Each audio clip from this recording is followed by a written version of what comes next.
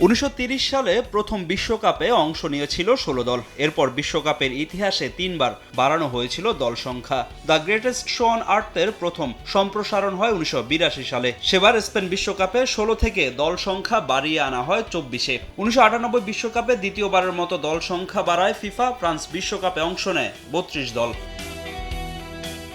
তবে 2026 সালে বিশ্বকাপ ইতিহাসের সবচেয়ে বড় আয়োজনের সিদ্ধান্ত নেয় ফুটবলের সর্বোচ্চ নিয়ন্ত্রক সংস্থা। উত্তর আমেরিকার চলমান বিশ্বকাপে অংশ নেয় রেকর্ড 48 দেশ। তবে ফিফার এমন সিদ্ধান্তকে শুরুতেই ভালোভাবে নেয়নি অনেক ফুটবল বিশ্লেষক। অনেকেই দাবি করে বসেন বাণিজ্যিক স্বার্থে বিশ্বকাপ আসরে দল সংখ্যা বাড়াচ্ছে ফিফা, আর তাতেই ফুটবলের সৌন্দর্য নষ্ট হওয়ার আশঙ্কা করেন তারা।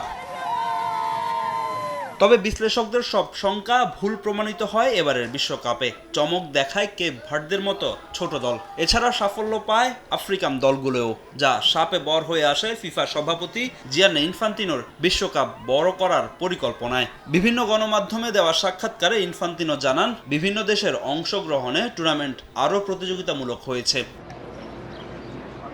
48 দলের আসর সফল হতে যাওয়ায় আসন্ন বিশ্বকাপগুলো আরও বড় করার পরিকল্পনা করছে ফিফা, আর সেখানেই ছোট দলগুলোকে সংযুক্ত করার কথা ভাবছেন ফিফা সভাপতি। সুইস টেলিভিশন আউটলেট ব্লু স্পোর্টসকে এমন তথ্য জানান তিনি। বিশ্বকাপ শুধু নির্দিষ্ট অঞ্চলের নয়, বরং এটি সমগ্র বিশ্বের। প্রতিটি দেশেরই এখানে খেলার স্বপ্ন দেখার অধিকার আছে। আমার মনে হয় ছোট দেশগুলোকে সুযোগ না দিলে ফুটবলের বৈশ্বিক উন্নয়ন থমকে যাবে। 2030 বিশ্বকাপে অংশগ্রহণকারী দল সংখ্যা 64 করার পরিকল্পনা করছে ফিফা।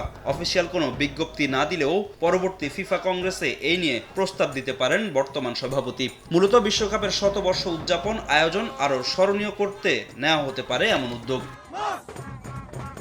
তবে 64 দলের বিশ্বকাপ হলে সূচি নিয়ে তৈরি হবে জটিলতা। সেই সঙ্গে বাড়তে পারে বিশ্বকাপের ম্যাচ, চাপ বাড়বে ফুটবলারদের উপরেও। সেই সঙ্গে খেলার মান কমে যাওয়ারও শঙ্কা আছে। ফাহিম ইসলাম, সময় সংবাদ।